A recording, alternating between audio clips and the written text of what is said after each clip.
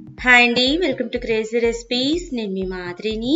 ఇవాళ మన tasty recipe ఏంటంటే సేమియా తోటి పుల్లైస్ అండి.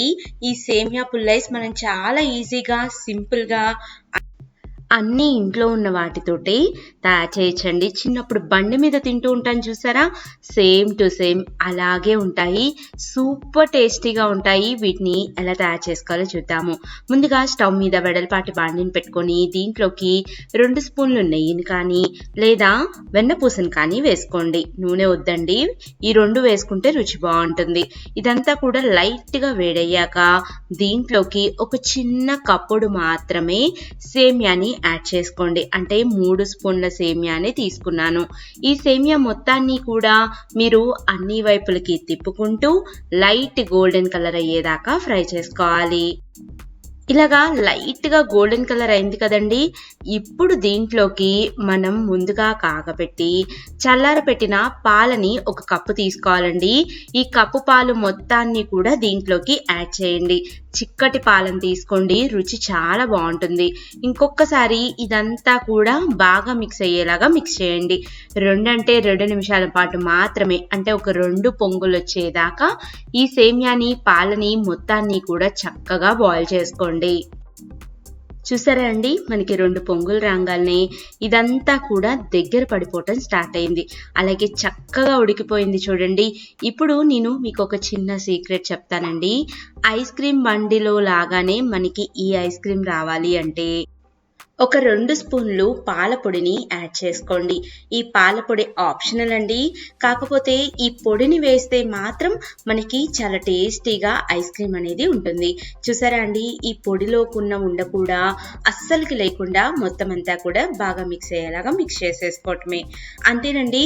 లాస్ట్ అండ్ ఫైనల్ దీంట్లోకి ఒక 4 స్పూన్లు పంచదారని వేసి మొత్తం అంతా కూడా బాగా కలిసేలాగా కలిపేసి స్టవ్ ఆఫ్ చేసేసి ఇదంతా కూడా లైట్గా చల్లగా అయ్యేలాగా చూడాలి.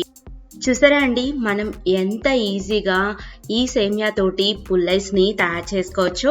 ఇలాగా ఈ కన్సిస్టెన్సీలకి వచ్చాక మనం స్టవ్ ఆఫ్ చేసేసి చల్లగా అవ్వాలండి. ఇలాగా మొత్తం అంతా కూడా చల్లగా అయ్యాక సేమియా పాలు అన్నీ కూడా దగ్గర పడిపోతాయి.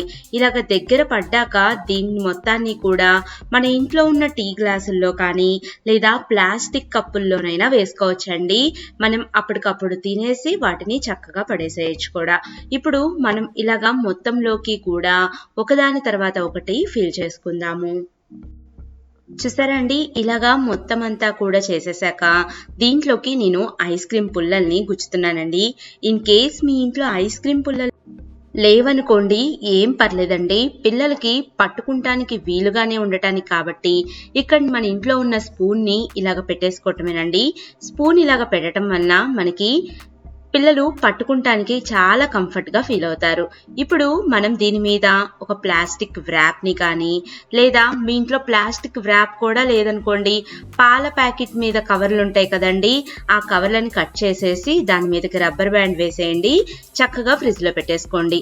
ఇలాగ వ్రాప్ చేయటం వల్ల మనకి యూజ్ ఏంటంటే అండి, మనకి ఐస్ అనేది పైన ఫామ్ అవ్వకుండా ఉంటుంది. అలాగే నీళ్ళు అనేవి పడకుండా చక్కగా మనకి ఐస్ క్రీమ్ అనేది తయారైపోతుంది. ఇప్పుడు దీని మొత్తాన్ని కూడా మనం ఫ్రిడ్జ్లో పెట్టేసుకొని 8 గంటల పాటు వదిలేయాలి. 8 గంటల తర్వాత చూస్తే మనకి చక్కగా ఐస్ క్రీమ్ అనేది రెడీ అయిపోతుంది.